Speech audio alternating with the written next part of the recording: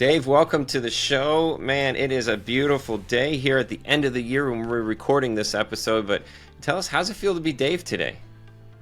Hey, Brett, super grateful to be here and connect with you and your audience today. Awesome. So how does it feel to be Dave today? Well, it's interesting, Brett. Today is the day before, as we're recording this, the day before Thanksgiving. And so I'm actually out of my full studio and visiting my daughter, who recently had a baby. So I just became a grandfather here, which is just an amazing way to, celebrate life and actually see, your baby have a baby. And frankly, it's one of the reasons that I'm just so passionate about wealth, Brett, because it's really, what wealth really means to people and creating a legacy and creating values for others. I followed that recipe that was out there, which was go to school, get good grades, you'll then get a job and life would just work out. I was raised in a middle-class family, and so I followed down that path. Went to school at George Washington in DC, and then had the opportunity to do the ROTC program, and actually went into the Marine Corps and learned some amazing things in the Marines that they don't teach you anywhere else, things such as leadership, teamwork, and integrity. Shortly after I transitioned from the Marines, I got into the tech industry, and at the time, my wife and I had an 18-month-old, and on October 24th, 2000, we literally had triplets and quadrupled the size of our family, Brett. Yeah. So this is, something you read about in the newspaper. And, the first thing as a father that was really going through my mind was, it's $1 million to raise a kid. Now I've just really exponentially increased the goalpost, right, and where I had to be. And so I sat down with my financial planner the next day, and he told me the same thing every other planner said, which was, max out your 401k. There's 529 plans for the kids. Try to defer your taxes as much as possible, right? And it was at that point, Brett, that I just got so frustrated with typical financial planning advice. And this set me on this obsessive journey to figure out how the top 1% were truly building their wealth. So I started investing in alternative assets, everything from real estate to raw land to single family, multifamily, oil and gas, office, retail, you name it, right? All kinds of different asset classes. And then fast forward 20 years later, and I really created Pantheon to help other people, learn how to think differently about their wealth so they can really exponentially increase their wealth, and just avoid Wall Street, invest in Main Street, and really create that freedom in their lives that everyone is looking for. It all starts with actually getting crystal clear on your vision. If we have businesses, the first thing we do is we create visions and mission statements and values that really support that. What does the business actually look like?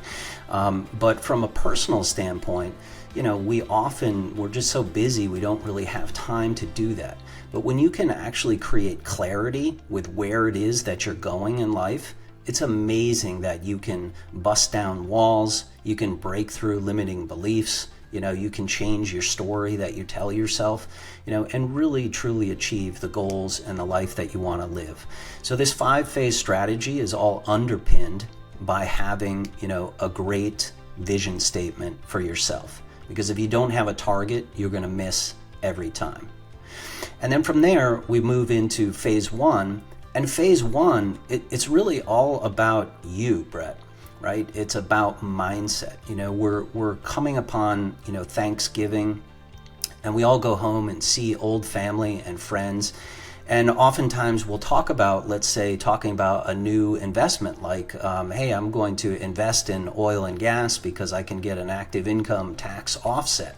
And people at the 𝗘𝗀 will tell you, hey, that sounds risky. My financial planner says it's a bad idea. Well, you have to have the right mindset to be always asking questions about yourself, right? And always asking questions about, conventional thinking and conventional practices. So having this growth mindset, always asking why, is really crucial to exploring alternative ways to really grow your wealth. Because if you're one of those who has a fixed mindset and you just say, well, that's not for me, right? It's just because you don't really understand it. So you have to have an open mindset. And what that does is it starts to change your belief system, starts to change your habits, right? And then you can create new goals to support that vision you created. Oftentimes we talk to clients and they say like, okay, this makes a lot of sense. I really want to start to take some action. So what do I do? Well, a lot of people have their money tied up in two places. It's either in government-sponsored qualified plans or it's in trapped equity in their primary residence.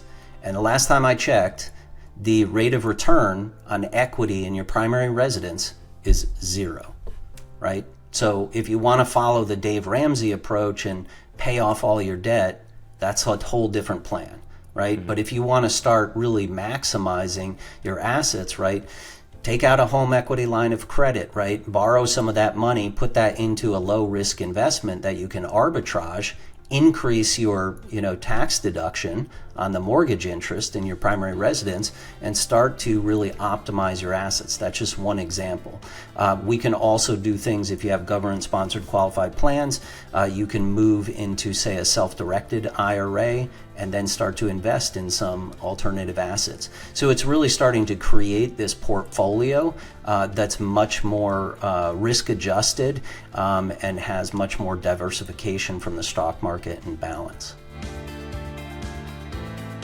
And one of the things that I've learned from, centimillionaires, we've interviewed, many centimillionaires in those communities. And one thing they do really well is they look for multipliers.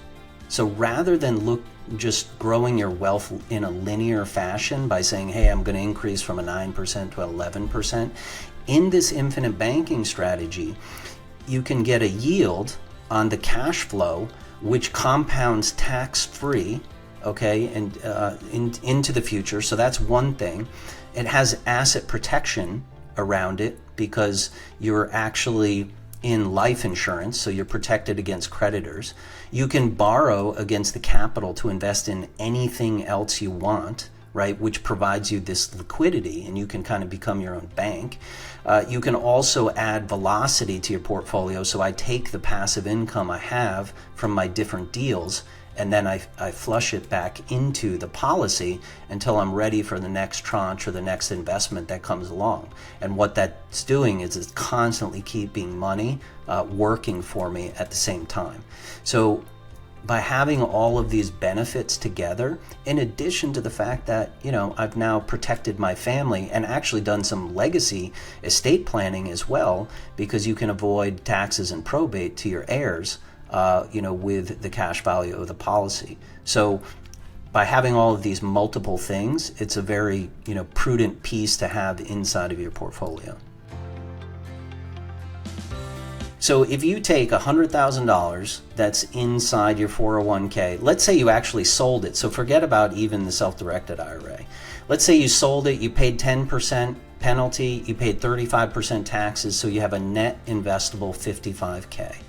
And I invested that into an alternative asset. Let's say it's multifamily, oil and gas, you name it, right?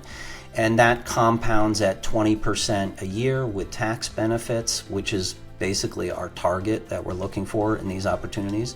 And you compare that versus leaving it in the 401k.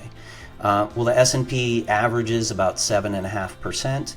So that 100,000, if you left it alone after taxes and fees, would be about $260,000.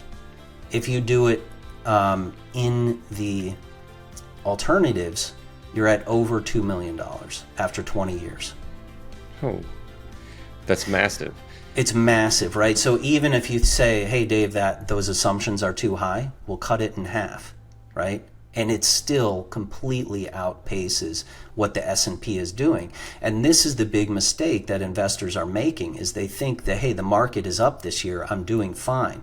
But it's those years like 2000, 2008 that take your overall compounded, actions or your results and then bring them back down, to where you have a loss. So it takes that much longer to get back to even where you were.